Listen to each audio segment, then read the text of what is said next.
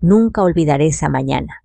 El sol apenas se filtraba por las cortinas cuando escuché risas ahogadas que no pertenecían a mi casa.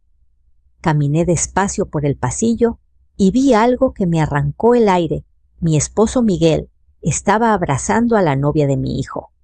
Su mano recorría su espalda como si fuera algo natural, algo cotidiano. Por un instante, mi mente se negó a creer lo que veía. Quise gritar, romper todo, pero entonces escuché una voz detrás de mí, temblorosa, rota. «Mamá, déjalo». Yo ya lo sabía. Me llamo Teresa Morales. Tengo 63 años y hasta ese día creí que conocía el significado de la palabra familia. Llevaba 40 años casada con Miguel, un hombre que en otro tiempo me hizo sentir que la vida podía ser sencilla y hermosa. Juntos levantamos una pequeña casa de huéspedes en Valle de Bravo, donde cada mañana servíamos pan recién hecho a los visitantes. Mi hijo Julián era nuestro orgullo trabajador educado, siempre sonriente, y su novia Camila había llegado como un rayo de juventud, trayendo a mi hogar una alegría que pensé perdida. Esa mañana, el olor a café recién molido llenaba la cocina. Era temprano, las 6:30, y yo me había levantado como siempre, con la intención de preparar el desayuno para los huéspedes. Miguel no estaba en la cama, lo cual no era raro. Últimamente decía que necesitaba aire fresco, que salía a caminar. Pero aquel día algo me inquietó. Tal vez fue el silencio. Esa clase de silencio que no pertenece a una casa viva, sino a una que contiene un secreto. Caminé por el pasillo y escuché murmullos. Una risa. Una voz femenina que reconocí de inmediato. «Camila», susurré sin querer. Pensé que estaba hablando con Julián, pero él no estaba. Había salido temprano a la ciudad para cerrar un contrato de su nuevo proyecto de arquitectura. La puerta del cuarto de huéspedes estaba entreabierta. Me acerqué y lo que vi al otro lado fue una escena que ningún corazón preparado o no podría soportar. Miguel, mi esposo, el padre de mi hijo, estaba allí sentado en el borde de la cama. Camila, con su cabello suelto y la blusa desabrochada, le acariciaba la mejilla con ternura. Se besaban. No era un impulso, no era un error. Era intimidad, rutina, algo que se había repetido. Sentí el mundo detenerse. No grité, no lloré, solo me quedé quieta, como si el alma hubiera abandonado mi cuerpo. Entonces escuché pasos detrás de mí. Me giré y vi a Julián, mi hijo, con el rostro blanco, los ojos hinchados. «Mamá». Su voz era un hilo de dolor. «Mamá, no hagas ruido. Déjalos». No entendí. Mis labios temblaban, pero no pude decir una sola palabra. Yo ya lo sabía.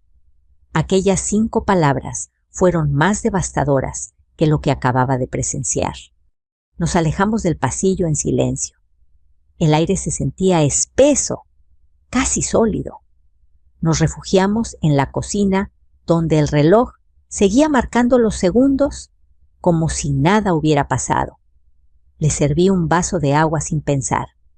Las manos me temblaban tanto que derramé la mitad sobre la mesa. «¿Desde cuándo lo sabes?». Julián no respondió de inmediato. Se llevó las manos al rostro y respiró profundamente antes de decir: «Hace 3 meses». Encontré mensajes en el teléfono de Camila. No quise creerlo al principio. Pensé que era algún malentendido que mi padre no sería capaz. Las palabras se le rompían en la garganta, pero lo era mamá, lo es. Me quedé mirándolo, intentando reconocer en su rostro al niño que alguna vez cargué entre mis brazos. Lo que vi fue a un hombre roto luchando por mantenerse de pie. «¿Por qué no me lo dijiste antes?», pregunté con voz apenas audible. «Porque pensé que se detendría, que era un error pasajero. Pero luego vi que ella lo buscaba, que él la miraba de una forma que nunca me había mirado a mí. Me prometí no arruinar tu paz, mamá. Pensé que podría soportarlo hasta que me casara con ella y olvidarlo. Sus palabras eran cuchillos que abrían heridas nuevas. Lo abracé. No lloramos. Solo permanecimos así, dos almas atrapadas en el mismo dolor, el mismo absurdo. El aroma del pan quemado en el horno nos devolvió a la realidad. Corrí a apagarlo, pero el humo ya empezaba a llenar la cocina. Mientras abría las ventanas, vi mi reflejo en el vidrio. Mi cara parecía la de otra mujer envejecida en cuestión de minutos. Pensé en Miguel, en cómo había cambiado en los últimos años, en cómo su sonrisa se volvió más distante, su mirada más evasiva. Lo había atribuido al cansancio, a los negocios, a los años. Nunca imaginé que detrás de esa distancia se escondía una traición. Julián se levantó y dijo con una serenidad que me asustó: «Mamá, necesito que me escuches. Hay algo más. No es solo una aventura. Ellos están planeando algo». ¿Planeando qué? Algo que tiene que ver con la casa, con el terreno, con todo lo que ustedes construyeron juntos. Encontré papeles, documentos firmados con tu nombre, pero no eras tú quien los firmó. El corazón me dio un vuelco. ¿Estás diciendo que tu padre falsificó mi firma? Sí. ¿Y Camila lo ayudó? En ese instante, el dolor se mezcló con una rabia tan intensa que me hizo olvidar el temblor. Me aferré al borde de la mesa para no caer. Vamos a enfrentarlos. No, mamá, dijo Julián rápidamente, sosteniéndome por los hombros. No aún. Necesitamos pruebas. Si hacemos algo sin estar seguros, perderemos todo. El reloj marcó las 8. Los huéspedes empezaban a bajar para el desayuno, ajenos al drama que se desataba en el corazón de esa casa. Respiré hondo, limpié mis lágrimas y me obligué a sonreír. La vida debía continuar, al menos por ahora. Pero en mi interior algo había muerto. Y algo nuevo, una fuerza fría y decidida, acababa de nacer. La noche después del descubrimiento fue una de las más largas de mi vida. No pude dormir. El sonido del viento golpeando las ventanas se mezclaba con el eco de las palabras de Julián. No es solo una aventura. Cada vez que cerraba los ojos, veía a Miguel y a Camila, entrelazados sus manos, recorriéndose como si el mundo entero les perteneciera. Pero lo que más me atormentaba no era la traición del cuerpo, sino la traición del alma, la de alguien que yo había amado toda una vida. A la mañana siguiente, Julián me pidió que no hiciera nada impulsivo. Necesitamos pruebas, mamá. No basta con lo que vimos. Su voz era firme, aunque sus ojos aún mostraban esa mezcla de tristeza y furia contenida. Durante el desayuno, Miguel se comportó como si nada hubiera pasado. Me saludó con un beso en la mejilla, preguntó por los huéspedes y hasta bromeó con Camila sobre el café. Ella fingía nervios de novia, con esa sonrisa calculada que ahora me parecía tan falsa como el oro barato. Yo apenas pude mantener la compostura. Me sentía un volcán a punto de estallar. Después de servir la comida, Julián me hizo una seña desde el patio. Lo seguís. Tenía en la mano una carpeta con papeles. Los encontré en su estudio, me dijo en voz baja. Están escondidos detrás de los libros de contabilidad. Abrí la carpeta con dedos temblorosos. Eran copias de escrituras facturas y un contrato de cesión de propiedad. En la última hoja vi mi nombre perfectamente escrito, pero no era mi firma. La T de Teresa tenía un trazo torcido que yo nunca hacía. Esto es una falsificación, murmuré. Julián asintió. Camila le consiguió un contacto en la empresa Grupo Zafiro. Supuestamente iban a invertir en un hotel artesanal usando nuestro terreno. Pero si se firmaba este documento, Ellos pasaban a tener la propiedad. Papá ya lo autorizó. Solo faltaba tu firma. Y como no la diste, la inventaron. Me apoyé contra la pared. El mundo giraba. ¿Y cómo lo sabes? Porque encontré los correos. Ella se los enviaba desde una cuenta secundaria. Mira, sacó su celular. En la pantalla había mensajes entre Camila y un tal Lick. Prado de Zafiro Inversiones. Miguel ya tiene todo listo. Solo falta el visto bueno de su esposa. Perfecto. Si ella no firma, procedemos con la copia escaneada. Sentí una punzada en el pecho. La traición ya no era solo íntima, era económica, moral, histórica. No solo querían romperme el corazón, querían despojarme del trabajo de toda una vida. ¿Y qué podemos hacer?, pregunté con voz hueca. Necesitamos un abogado o alguien de confianza. No podemos enfrentar a Zafiro solos. Son poderosos y tienen contactos en todos lados. Pasé la mañana caminando por el taller, tocando los jarrones, los platos, las piezas que llevaban mi firma. Cada una representaba años de esfuerzo de quemaduras en las manos de sacrificios. Pensar que alguien, mi propio esposo, planeaba vender todo a espaldas mías, me revolvía el estómago. Al mediodía fui al estudio. Miguel estaba allí revisando unos papeles. Cuando me vio, sonrió. Todo bien, Tere.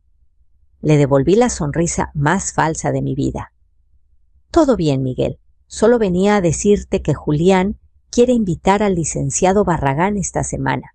Dice que puede ayudarnos con el papeleo del nuevo registro del negocio. Él levantó la vista sorprendido. ¿Barragán? ¿El que nos ayudó con la hipoteca él mismo? Ah, bueno. Sí, claro. No sospechó nada. Yo seguí sonriendo, mientras por dentro sentía que mi alma se partía en dos. Esa tarde, Julián llamó al licenciado Barragán, un hombre de voz grave y modales firmes que había trabajado con mi padre en los viejos tiempos. Cuando vino 3 días después, lo recibimos en el patio entre las macetas de geranios. Le contamos todo.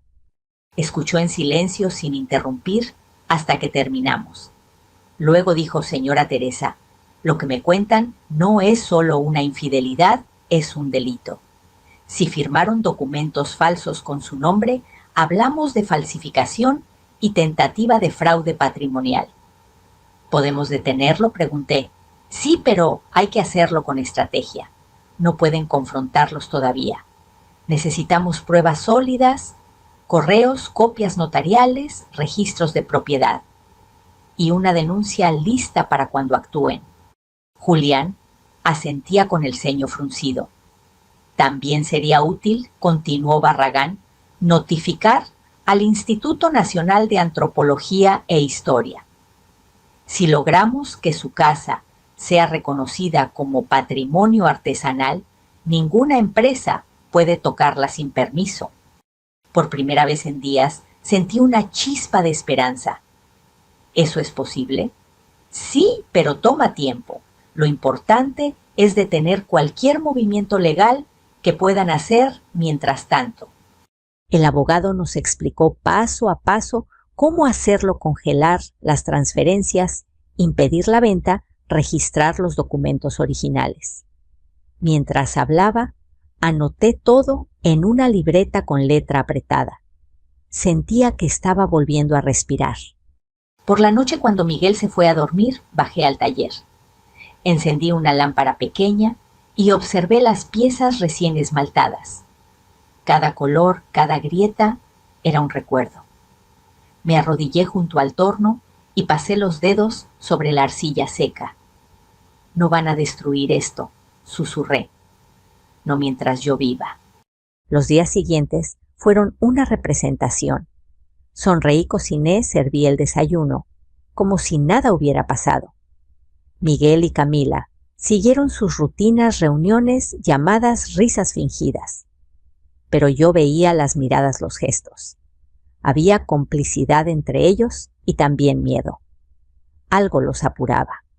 Una tarde, mientras limpiaba la cocina, escuché que Camila hablaba por teléfono en el jardín.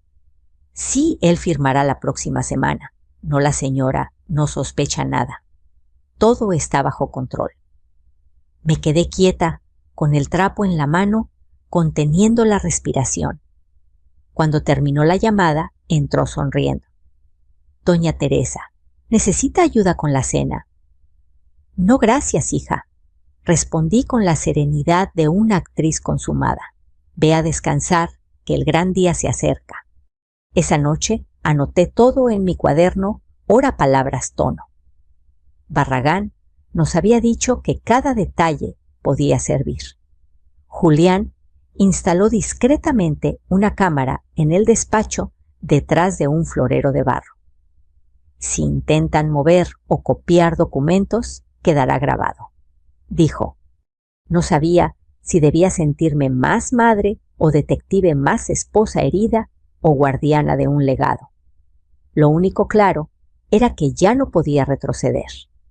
El amor había sido reemplazado por un propósito.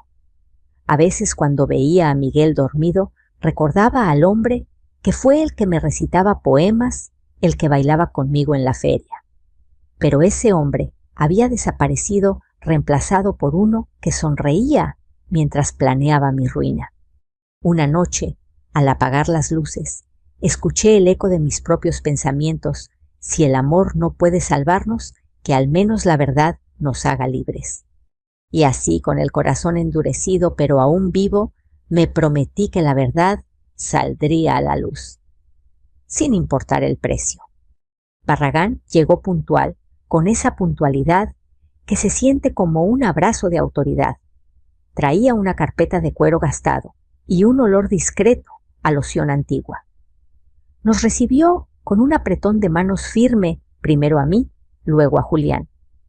En el patio, la bugambilia dejaba caer flores moradas sobre la mesa como si fueran pequeños sellos de tinta.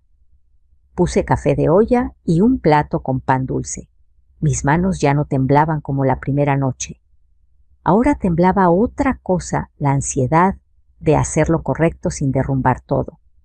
Vamos a ordenar la casa por dentro antes de mostrarla por fuera, dijo el licenciado, abriendo la carpeta.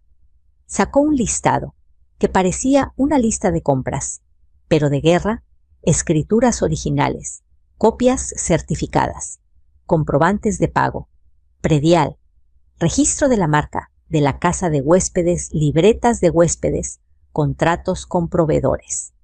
La idea es cerrar todas las puertas por donde podrían colarse. Mientras más documentos tengamos a la mano, menos espacio habrá para mentiras. Le conté lo que vi en el pasillo, lo que escuché en el jardín, lo que sentía dentro del pecho cuando leí aquellos correos. Él asentía con la pluma apoyada en el labio inferior, como si puntuara mi dolor. La falsificación de su firma, dijo. Al final, es el corazón del asunto. Con eso justificaron ante terceros que usted autorizaba movimientos. Vamos a impugnar cualquier acto que se apoye en esa firma. Julián sacó del morral una memoria USB y la puso sobre la mesa. Aquí están los correos y los mensajes. También instalamos una cámara en el despacho. Si intentan mover los papeles, quedará grabado. Barragán nos miró como un maestro orgulloso de sus alumnos. Bien. Ahora los pasos. Uno, vamos a certificar todo lo que ya recabaron. Que no digan mañana que lo inventaron. 2, presentaremos un escrito de medidas cautelares ante el juez civil para suspender cualquier transferencia o gravamen sobre el inmueble y el negocio. 3, denuncia por falsificación y fraude en la Fiscalía. 4, un aviso al registro público de la propiedad para que anoten una advertencia. Es como un faro que dice: no se mueva nada aquí. 5, tocar la puerta del INAH. Si logramos que reconozcan valor cultural en su arquitectura y actividad a Grupo Zafiro, le costará el triple intentar meter una retroexcavadora. Respiré hondo. El vapor del café me humedeció los ojos. ¿Cuánto tiempo tomará todo esto, licenciado? El tiempo de la ley es más lento que el del corazón, dijo con una media sonrisa. Pero las medidas cautelares pueden salir muy pronto si el juez entiende el riesgo. Y lo entenderá. Esa misma tarde fuimos a su despacho en el centro. El edificio olía a papel guardado y a tinta. La secretaria, una mujer de lentes redondos y voz suave, nos pasó a la sala de firmas. Barragán fue metódico, hizo copias certificadas de cada documento fe de hechos, de los correos con perito informático, y preparó 3 escritos de urgencia. Yo firmé con la mano firme y una determinación que no recordaba en mí desde el nacimiento de Julián. Teresa, dijo él en confianza, cuando terminamos lo más difícil no es la ley. Es actuar normal mientras la ley camina. Necesitan seguir con la rutina, no confronten, no cambien horarios, sonrían si hace falta. Y esto es importante, sugieran posponer la boda por un motivo respetable, no dramático. Una tía enferma, un viaje de trabajo, lo que sea, ganen semanas. Esa noche, la casa olía a cloro y canela. Acomodé manteles limpios y copas relucientes como si preparar lo visible hiciera más fuerte lo invisible. Practiqué frente al espejo una sonrisa neutra de las que no dicen nada y lo dicen todo. Repetí en voz baja: tía Concha, una caída, Ciudad de México, reposo. Julián me escuchaba desde la puerta con los brazos cruzados. En sus ojos se mezclaban orgullo y pena. Al día siguiente, durante la comida, solté el anzuelo. Hijo, dije con naturalidad, me habló tu tía Concha. Se cayó en la escalera. Nada grave, pero necesita compañía. Pensaba que quizás pospongamos un par de semanas la boda para que pueda estar presente. Camila dejó la cuchara en el plato. El tintineo sonó como una campana de alarma. Posponer, preguntó con una sonrisa tensa. Pero todo está casi listo. Miguel carraspeó. Bueno, si es por Concha. Ya sabes cómo la quiere Teresa. No me parece descabellado. Solo 2 semanas, insistí, con voz amable, dándole un sorbo al agua de Jamaica. Nadie saldrá perjudicado. Y podrá venir la familia completa. Camila asintió, pero en los ojos se le formó una sombra que solo ve quien ya conoce la noche. Esa misma tarde la vi hacer llamadas desde el corredor, caminando de un lado a otro. No conviene. Sí, ya lo sé. Entonces hay que agilizar. Tomé nota de la hora y del tono. El viento traía olor a pino y a tormenta. El cielo se plegó en nubes como páginas grises. Al caer la tarde, Barragán nos avisó por teléfono: el juez admitió las cautelares. Mañana temprano se notifica al registro y a las partes. Nadie puede vender ni mover nada. Me senté en la cama y recé. No un rezo perfecto ni memorizado, sino una conversación torpe con Dios donde la palabra protege apareció más veces que mi propio nombre. La mañana siguiente comenzó con un detalle mínimo que me heló la sangre.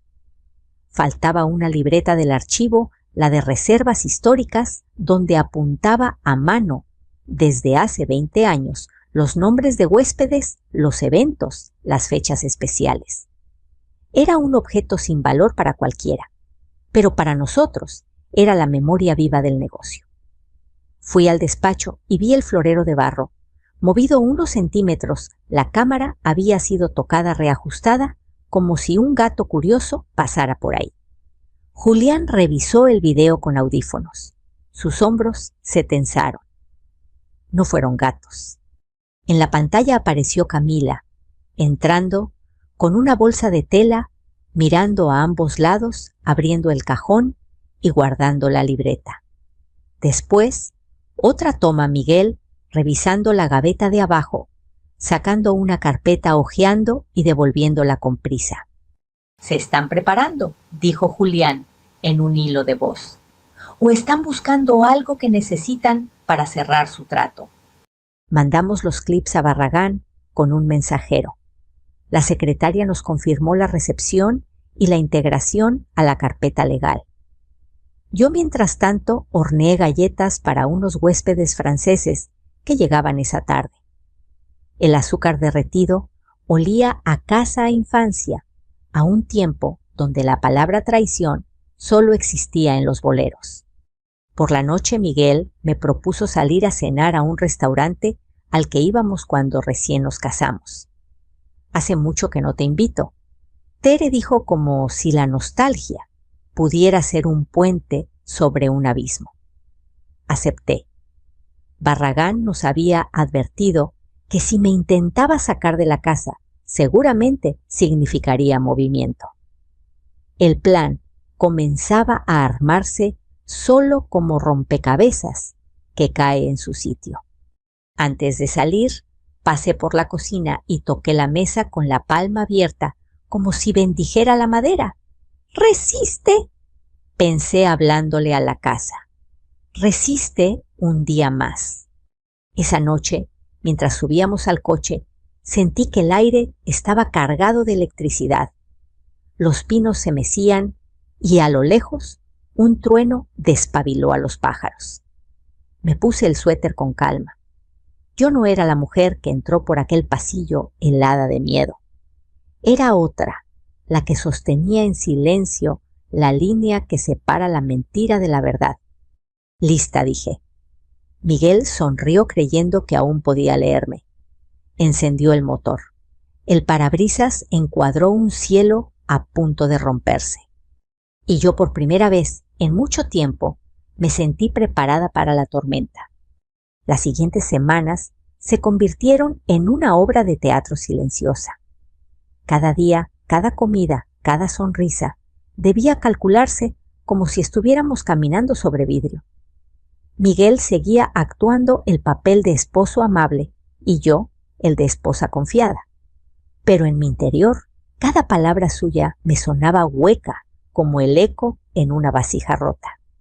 El taller de cerámica siguió funcionando, aunque ahora era Julián quien lo llevaba casi todo.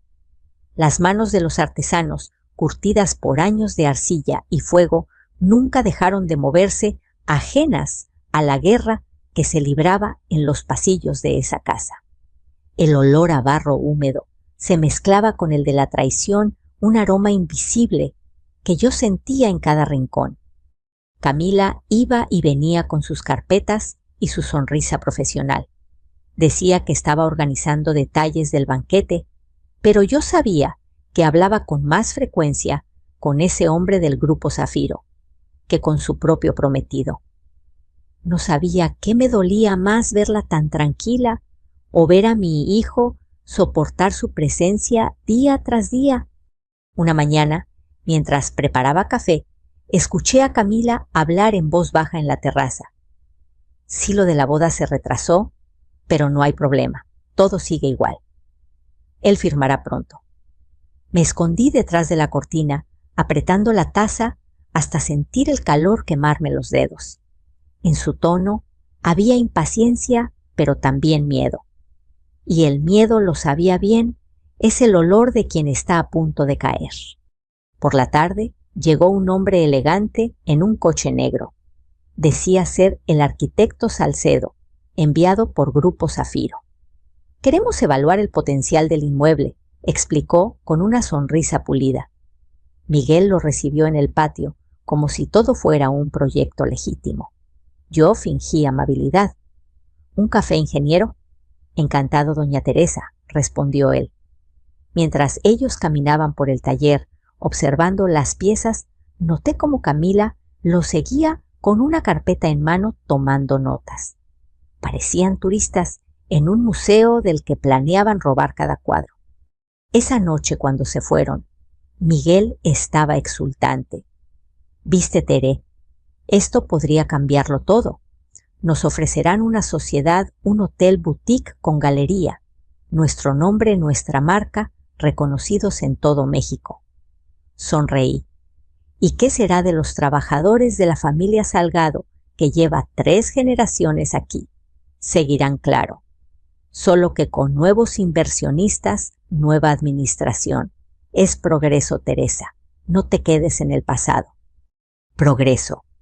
Esa palabra me sonó como una condena. En cuanto se fue a dormir, bajé al taller y me quedé observando los hornos encendidos, el fuego reflejado en las paredes. Pensé en mi padre, que había trabajado hasta el último día con sus manos llenas de barro.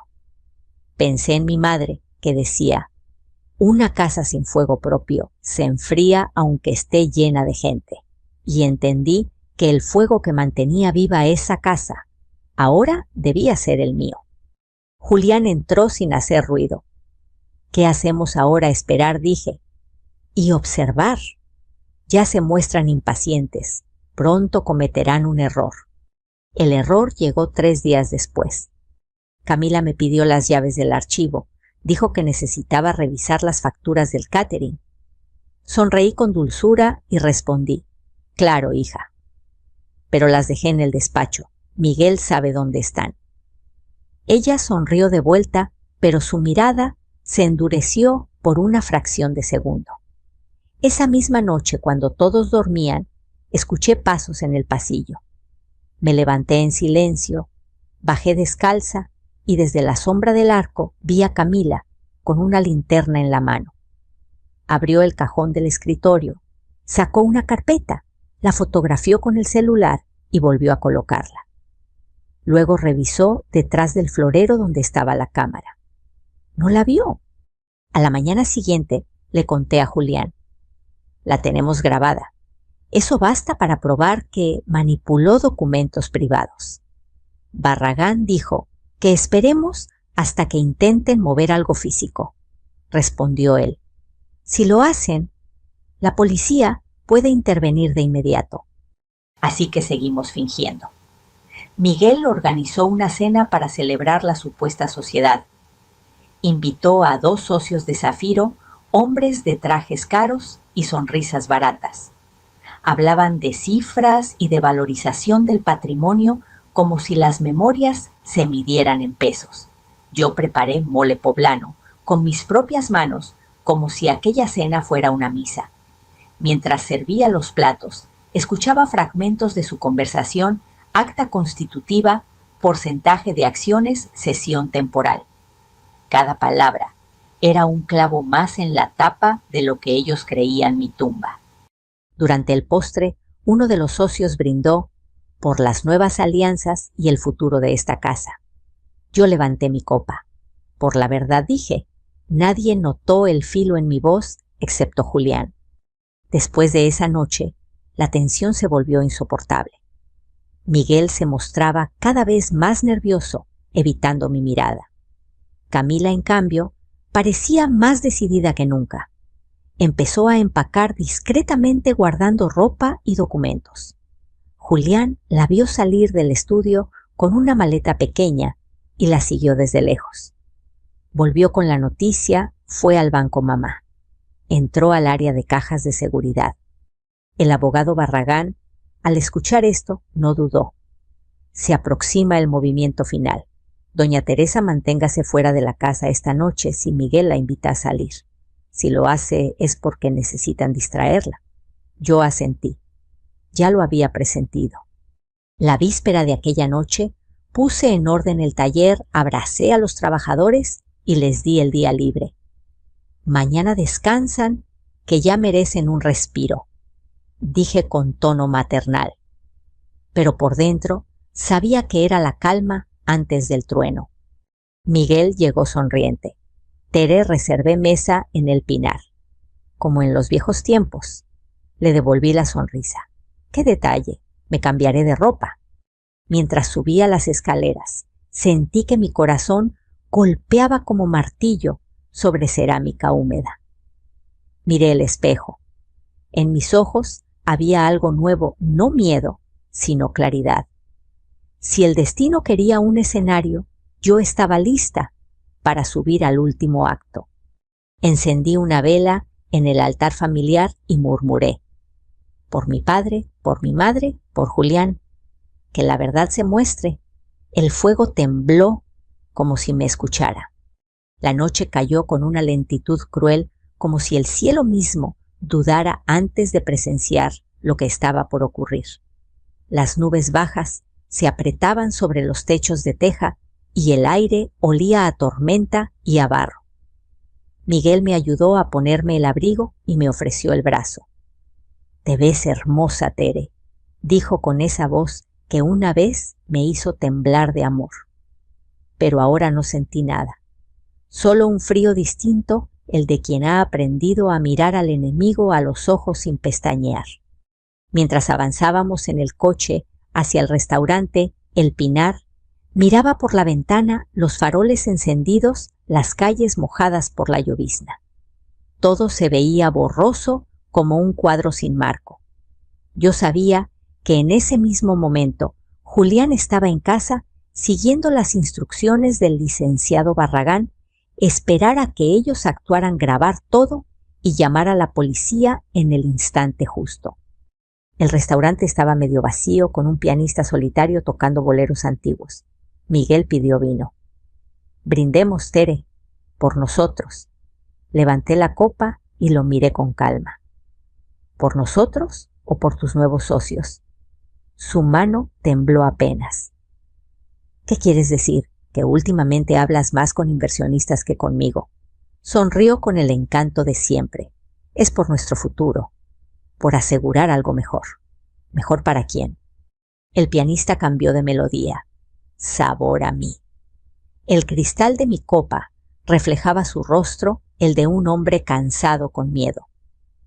«Y si el precio de ese futuro es la ruina de todo lo que somos, Miguel, lo pagarías igual». Dejó la copa. «Tere, no entiendo». «¿A qué claro que entiendes?» Mi voz fue un hilo tenso.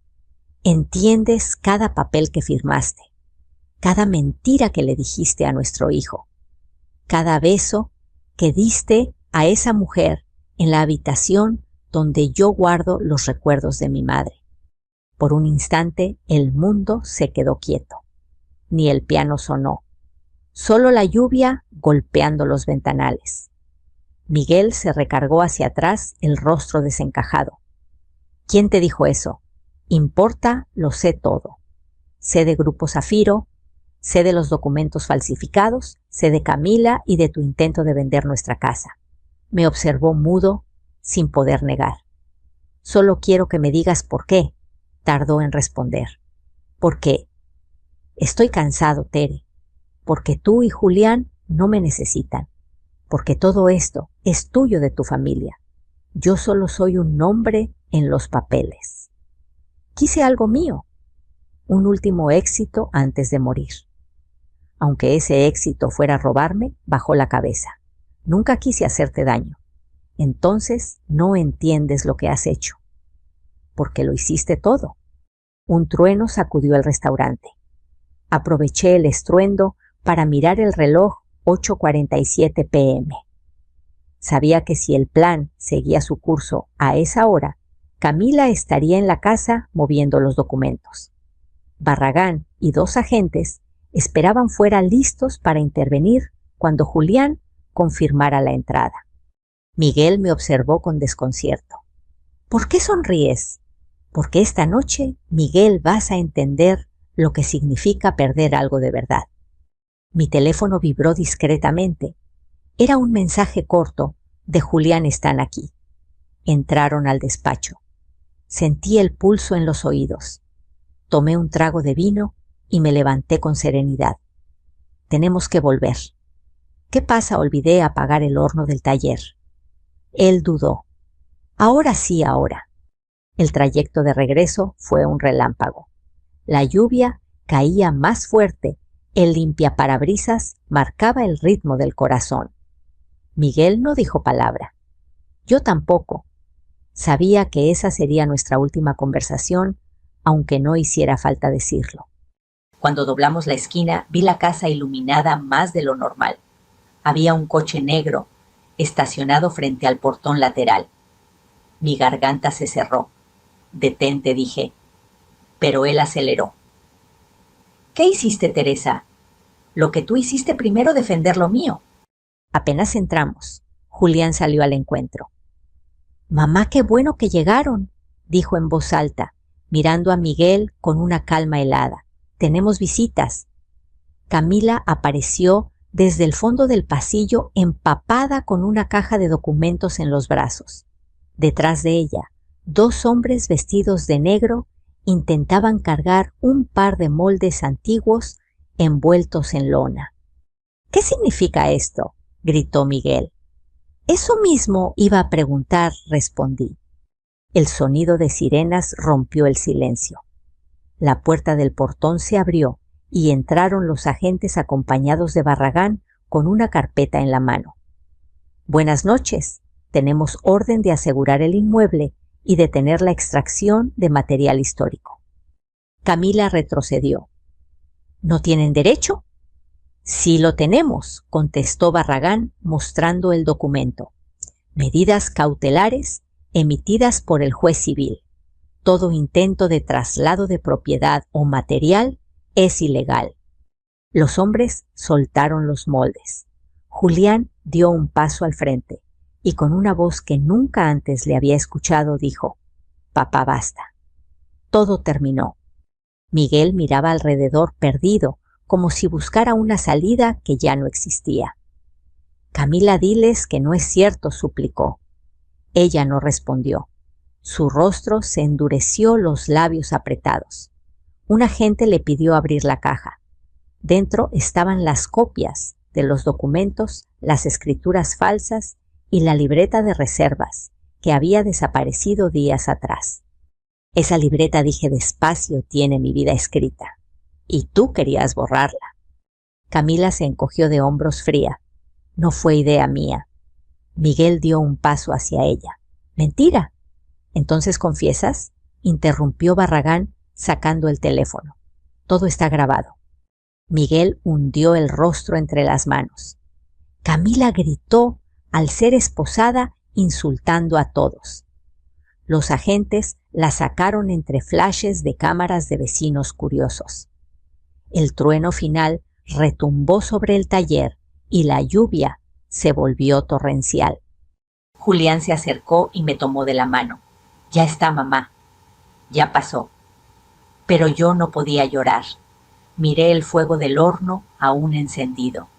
Las llamas bailaban como si celebraran en silencio. Barragán firmó el acta provisional. El inmueble queda asegurado. Mañana mismo interpondremos la denuncia penal. Asentí agradecida.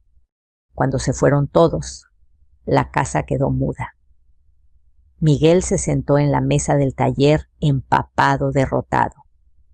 Teresa murmuró: «¿Me odias?». No respondí con voz baja. «Solo te veo por lo que eres». Y eso, Miguel, es castigo suficiente.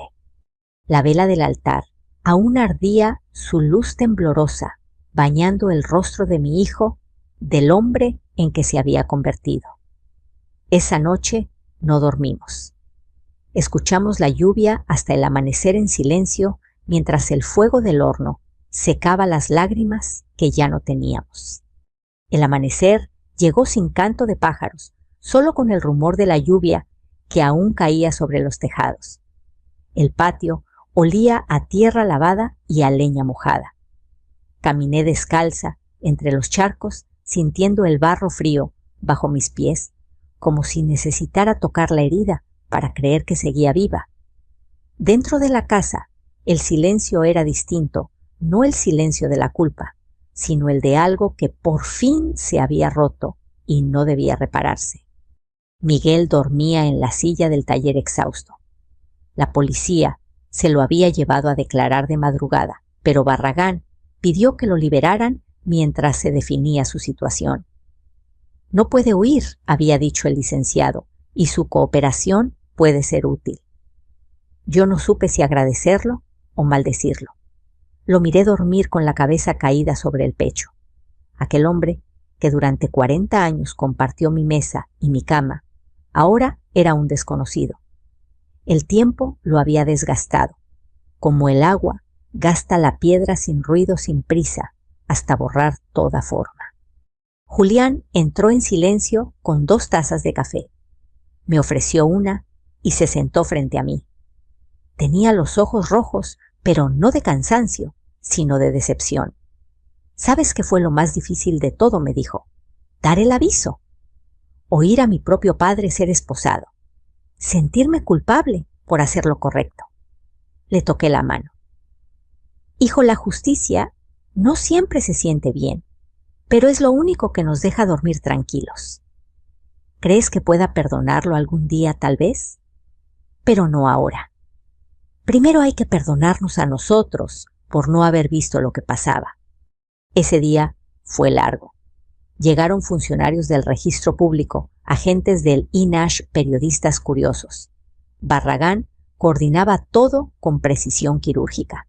Se levantaron actas, se cerraron accesos, se tomaron fotografías.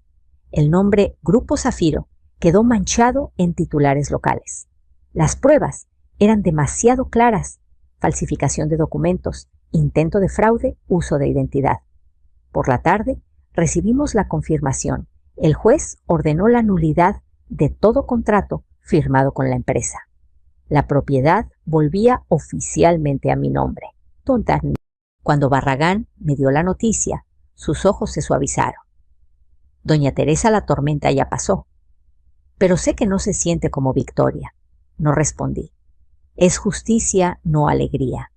Y eso ya es mucho, añadió él, antes de despedirse con una reverencia que solo tienen los hombres que han visto demasiadas batallas. La prensa dejó de venir a los pocos días. Los vecinos que al principio cuchicheaban empezaron a acercarse con afecto. ¡Qué valiente, doña Tere!, decían algunos. Pocos hubieran tenido el temple.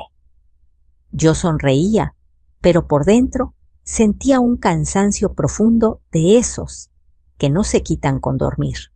Una semana después recibí una carta. El sobre era simple, sin remitente, pero reconocí la letra. Teresa, no hay palabras que puedan limpiar lo que hice, ni cárcel ni absolución. Solo quería pedirte que no me recuerdes como el hombre del último año, sino como el que una vez trabajó contigo, el que se ensuciaba las manos en el barro. No busco perdón, solo comprensión. Estoy cooperando con las autoridades, contaré todo. Cuida a Julián. Él sí merece todo lo que yo soñé. La firmaba Miguel. Leí la carta varias veces. No lloré. En el fondo comprendí que cada línea era su manera de rendirse. Guardé la hoja en el cajón del altar familiar, junto a una foto antigua, donde estábamos jóvenes riendo frente al horno nuevo que acabábamos de comprar. Esa foto ya no me dolía. Solo me recordaba que alguna vez hubo amor y que ese amor, aunque traicionado, también formó parte de mi historia. Los días comenzaron a parecerse otra vez. El taller reabrió. Los trabajadores regresaron con cautela, sin preguntar demasiado. Julián retomó sus proyectos, aunque con una mirada más seria. De vez en cuando se quedaba observando las piezas secándose al sol. «¿Sabes, mamá?», me dijo un día, «creo que el fuego del horno no solo endurece la cerámica, también el alma». Asentí. Por eso seguimos, porque aunque nos quemen, no dejamos de moldear. El proceso legal avanzó rápido. Miguel fue acusado formalmente, pero gracias a su confesión y a la falta de antecedentes, obtuvo prisión domiciliaria mientras pagaba su deuda económica. Camila no tuvo la misma suerte. Sus vínculos con Zafiro eran más profundos. La prensa la llamó la novia estafadora. Nunca volví a saber de ella y preferí así. Una tarde, mientras barría el taller, Julián me avisó. «Mamá, dice el licenciado Barragán, que podríamos registrar la casa como patrimonio artesanal. Eso protegería todo para siempre. Hazlo, hijo. Que nuestra historia no se vuelva a vender». Esa noche, al encender el horno, el calor me envolvió como un abrazo antiguo. Pensé en todas las veces que creí que el fuego era mi enemigo que me robaba el aire y me agrietaba las manos. Pero ahora entendía: el fuego solo revela lo que resiste. Miguel me llamó una vez desde su arresto domiciliario. Su voz era baja, cansada. ¿Estás bien, Teresí? Julián también. Eso me basta. Hubo un silencio largo, casi compasivo. Gracias por no odiarme, murmuró antes de colgar. No supe si quería decir adiós o simplemente confirmar que aún existía. El día siguiente amaneció claro. El cielo de Puebla tenía ese azul limpio que solo aparece después de las tormentas. Barrí el patio, regué las plantas y luego me senté frente al horno a ver cómo el humo ascendía lento, dibujando espirales en el aire. Pensé en el perdón, no como un regalo para quien hizo daño, sino como una medicina para quien lo carga. Tal vez algún día podría hablar de Miguel sin que mi voz se quebrara. Tal vez incluso agradecerle no por lo que hizo, sino por haberme obligado a recordar de qué estoy hecha. Esa tarde escribí una frase en mi cuaderno El fuego no destruye, revela. La subrayé 3 veces. Julián entró con una sonrisa tenue. Mamá, llegaron nuevos pedidos. Parece que la gente quiere más piezas firmadas con tu nombre. Entonces habrá que trabajar el doble, respondí levantándome. Que la vida no se detenga. El horno volvió a rugir y por primera vez en meses el sonido me pareció música. Ha pasado 1 año desde aquella noche. 1 año desde que la lluvia limpió más que el patio limpió mi alma. El taller, nuestra vieja casa de huéspedes, ya no huele a tristeza. Ahora huele a vida, a barro fresco, a pintura, a pan dulce en las mañanas. Los trabajadores regresaron con su risa habitual. Y en cada esquina, entre los hornos y las piezas de Talavera, se respira algo nuevo, paz. Cada día amanece con la misma rutina, pero nada es igual. Julián, mi hijo, se ha convertido en un hombre más sereno. Sus manos, que antes solo diseñaban planos, ahora moldean arcilla conmigo. Dice que en el barro encuentra la calma que la arquitectura no le dio. Y yo, al verlo inclinarse sobre el torno, siento que la historia se repite, pero mejorada, purificada por el fuego. El taller ahora lleva otro nombre, Taller Morales, Raíces de Fuego. Julián lo registró oficialmente y me hizo firmar como cofundadora. No quiero que tu nombre vuelva a desaparecer de ningún papel. Mamá me dijo y casi no pude hablar del nudo en la garganta. En el primer aniversario de la reapertura, organizamos una pequeña exposición. Vinieron vecinos, clientes, estudiantes de arte. Barragán también llegó con su elegancia discreta y su sonrisa tranquila. ¿Ve, doña Teresa?, dijo levantando una taza de Talavera. El barro se quiebra, pero cuando se quema bien, nunca se olvida. Asentí. Así pasa con las personas, licenciado. Algunos se rompen y se quedan en pedazos. Otros se rompen y se vuelven más fuertes. Él brindó conmigo en silencio respetuoso. La exposición fue un éxito. Vino incluso un representante del AINE, quien anunció oficialmente la declaratoria de patrimonio artesanal.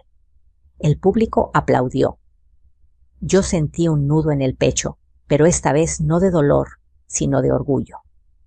El mismo suelo que intentaron vender ahora estaba protegido por ley. Y por amor. Esa noche, después de que todos se fueron, el patio quedó en penumbra. Las luces de las farolas se reflejaban en los mosaicos húmedos. Me quedé sola un rato, escuchando los grillos y el leve silbido del horno apagándose. Sobre la mesa quedaba una caja con papeles, catálogos y una carpeta sin abrir.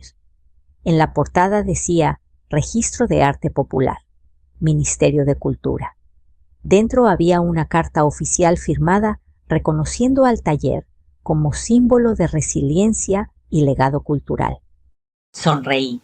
A veces la vida tiene su propia justicia poética. Miguel, mi esposo, vive ahora en una pequeña casa de campo, cumpliendo su condena domiciliaria. Me escribe de vez en cuando cartas breves, sin adornos. No siempre las leo de inmediato.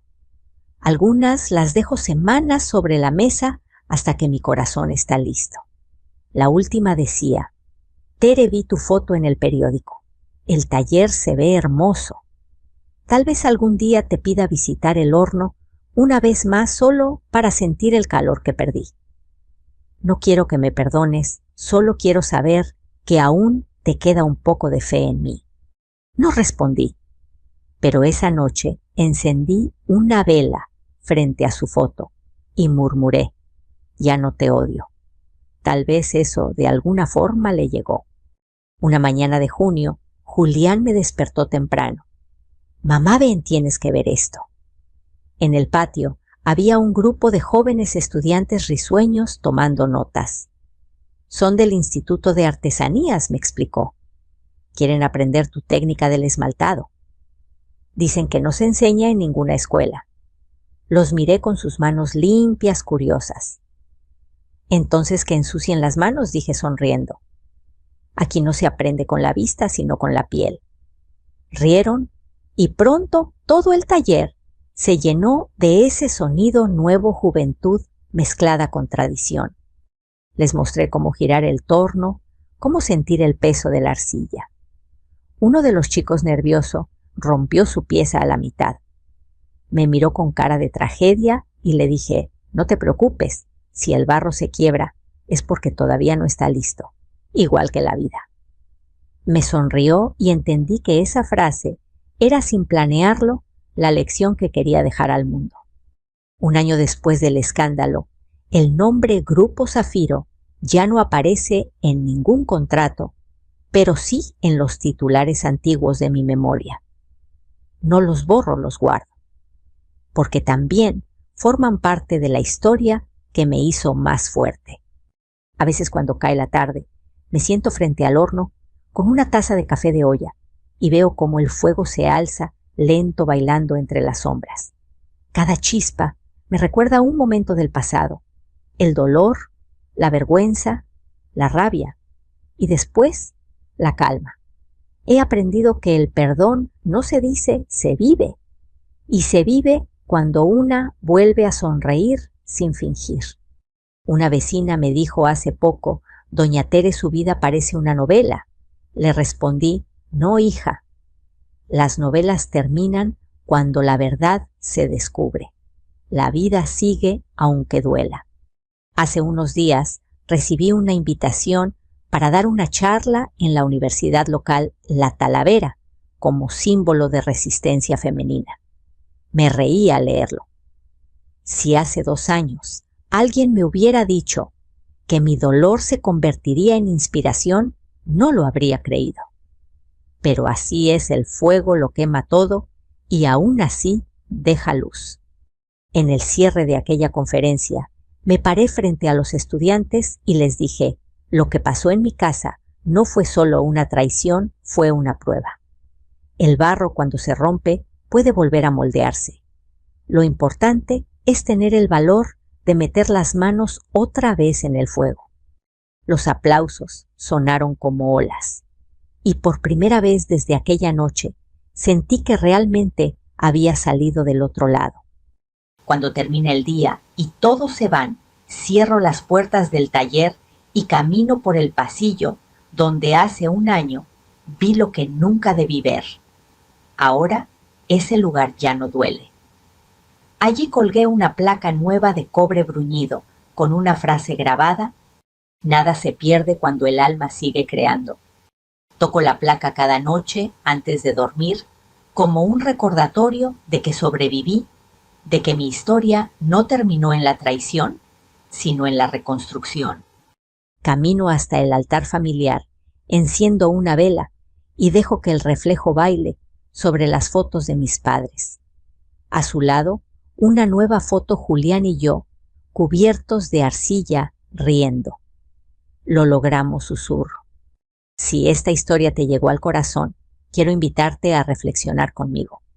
¿Alguna vez el fuego de la vida te rompió, pero también te hizo más fuerte?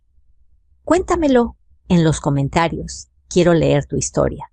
Y si como yo crees que siempre hay una segunda oportunidad para renacer, suscríbete a este canal. Cada semana compartimos historias de mujeres y hombres que transformaron su dolor en arte, su caída en fuerza. Porque juntos seguimos encendiendo el fuego de las historias que merecen contarse. Gracias por escuchar. Nos vemos en el próximo relato.